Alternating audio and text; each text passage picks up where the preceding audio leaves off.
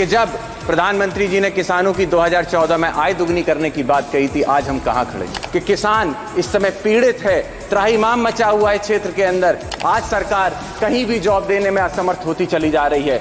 80% से ज्यादा हमारे देश का नौजवान बेरोजगार घूम रहा है। मैं आपसे अनुरोध करना चाहता हूं कि मुझ जैसे नौजवान, कई सारे नौजवान हैं जो यूनिवर्सिटियों से छात्र राजनीति से आगे बढ़ के इन सदनों का नेतृत्व करते हैं, वहीं आज उत्तर प्रदेश के अंदर छात्र राजनीति को खत्म करके कहीं ना कहीं नौजवानों को आगे आने से रोका जा रहा है। संसद में इस वक्त जो पूरा गणित है वो सांसदों का पूरी तरीके से बदल चुका है। यही वजह है कि विपक्ष इस बार सरकार पर ही हावी दिख रहा है। लगातार राहुल गांधी हो या फिर अखिलेश यादव हो, उन्होंने करारा प्रहार जो है वो केंद्र सरकार यानी मौजूदा सरकार जो बीजेपी की है उस पर किया।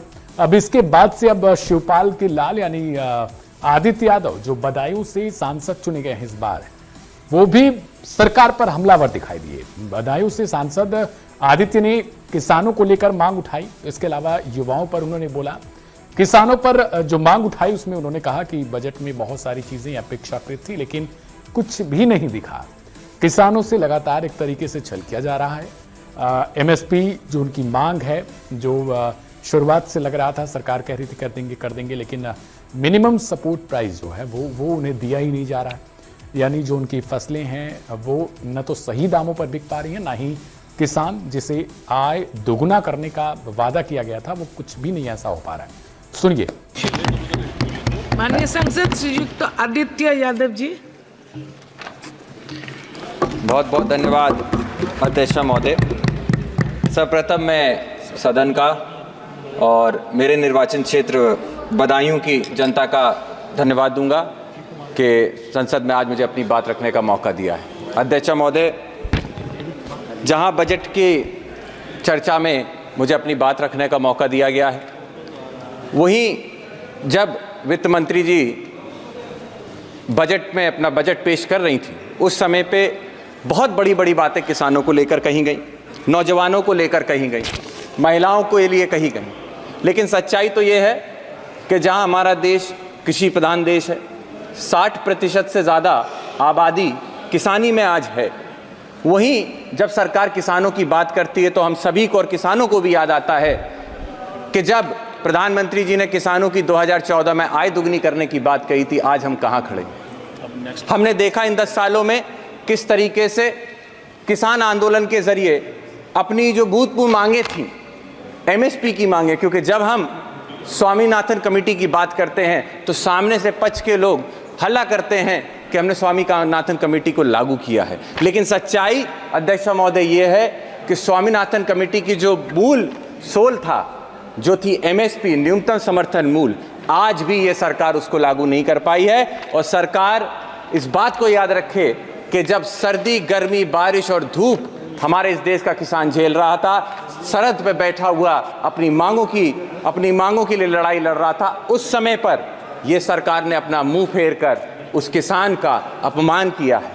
हमें याद रखना होगा कि 700 से ज़्यादा किसानों ने जब अपनी जान का बलिदान दिया, उस समय पे ये मौजूदा सरकार ने उनके बलिदान को पहचानने से भी इनकार कर दिया था। याद रखना होगा कि आज भी इस देश के किसी ना किसी कोने में कोई 800 वो परिवार हैं जिन्होंने अपने मुखिया को खोया है। उन बच्चों के बारे में सोचिए जिस किसान के बच्चों को पढ़ाने के लिए, शिक्षा के लिए वो मजदूरी करता था, खेत में अपनी मेहनत मजदूरी करता था। आज उस परिवार का भविष्य क्या है। मैं आपके माध्यम से अध्यक्ष महोदय पूछना चाहता हूं कि मेरे निर्वाचन क्षेत्र में बदायूं जिस क्षेत्र से आता हूं, वहां पे आज के समय पे सिंचाई को लेकर बहुत बड़ी समस्या है। जहां बदायूं के पास 2 नदियां बहती हैं, लेकिन उसके बाद भी उन नदियों से सिंचाई के लिए कोई भी कनेक्टिविटी नहीं है।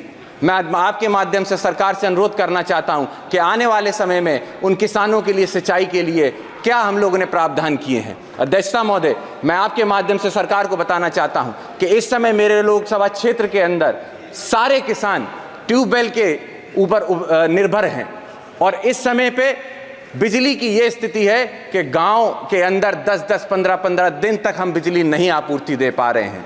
सरकार की तरफ से जिस समय पे एक सर्वे किया गया था, उन्हीं के अधिकारियों ने बताया कि जहां पर 56 सब स्टेशन हैं हमारे यहाँ बिजली के, वहीं कम से कम 33 सब स्टेशन और होने चाहिए। लेकिन उनकी रिपोर्ट पे जब सरकार ने निर्णय लिया तो उसको 33 सब स्टेशन को घटाकर मात्र 8 सब स्टेशन किए जाने की बात आ रही है। मैं आपके माध्यम से अध्यक्ष महोदय अनुरोध करना चाहता हूं कि किसान इस समय पीड़ित है, त्राहिमाम मचा हुआ है क्षेत्र के अंदर, इसीलिए बिजली की समस्या को शीघ्र ही देखा जाए और इन समस्याओं को समझा जाए। साथ ही साथ मैं अध्यक्ष महोदय, मैं आपके माध्यम से अनुरोध करना चाहता हूं सरकार से, सिर्फ उत्तर प्रदेश नहीं कई प्रदेशों के अंदर किसानों के लिए सबसे बड़ी समस्या अगर कोई बनती जा रही तो आवारा पशुओं की बनती जा रही है।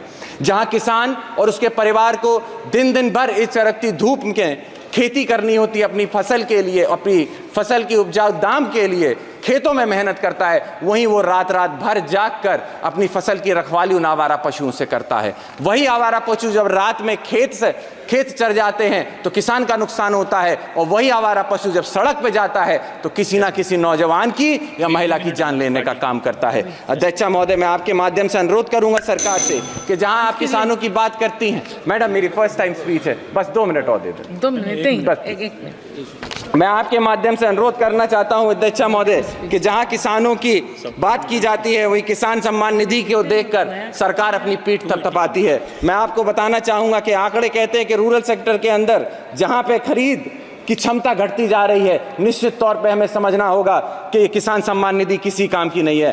अध्यक्ष महोदय, मैं यूथ को, नौजवानों को नेतृत्व करता हूं, वहीं जहां देश में 35% नौजवान है जिसकी मूलभूत सुविधाएं एजुकेशन और जॉब अपॉर्चुनिटीज हैं, आज सरकार कहीं भी जॉब देने में असमर्थ होती चली जा रही है। 80% से ज्यादा हमारे देश का नौजवान बेरोजगार घूम रहा है। मैं अध्यक्ष महोदय आपके माध्यम से अनुरोध करना चाहता हूं कि आने वाले समय में उन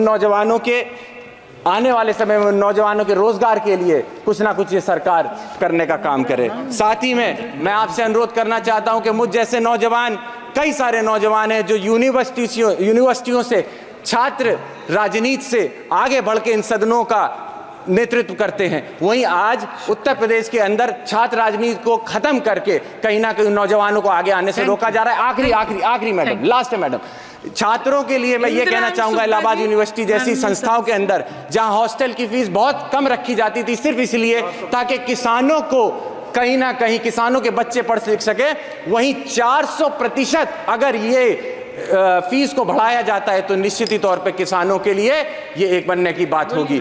आप सभी के लिए मैं आपसे आपका धन्यवाद देता हूं और अनुरोध यही करता हूं कि इन सभी बिंदुओं को देखते हुए आप सारी बातों को रखने का काम करें। बहुत बहुत धन्यवाद। इसके बाद आदित्य ने जो यूपी में उन्होंने बताया कि मैं बदायूं सीट से सांसद हूं और यहां पर स्थिति यह है कि राज्य सरकार की नाकामियों की वजह से जो सांड हैं वो एक तो युवाओं की भी जान ले रहे हैं, दूसरा महिलाओं की भी जान ले रहे हैं, बुजुर्गों की भी जान ले रहे हैं। इसको लेकर भी उन्होंने करारा हमला बोला, यानी एक तरीके से योगी सरकार पर भी संसद से उन्होंने वार किया है। सुनिए। अध्यक्ष महोदय, मैं आपके माध्यम से अनुरोध करना चाहता हूं सरकार से, सिर्फ उत्तर प्रदेश नहीं कई प्रदेशों के अंदर किसानों के लिए सबसे बड़ी समस्या अगर कोई बनती जा रही तो आवारा पशुओं की बनती जा रही है। जहां किसान और उसके परिवार को दिन दिन भर इस चरकती धूप में खेती करनी होती है अपनी फसल के लिए, अपनी फसल की उपजाऊ दाम के लिए खेतों में मेहनत करता है, वहीं वो रात रात भर जाग कर अपनी फसल की रखवाली उन आवारा पशुओं से करता है। वही आवारा पशु जब रात में खेत चर जाते हैं तो किसान का नुकसान होता है, और वही आवारा पशु जब सड़क पे जाता है तो किसी ना किसी नौजवान की या महिला की जान लेने का काम करता है। अध्यक्ष महोदय, मैं आपके माध्यम से अनुरोध करूंगा सरकार से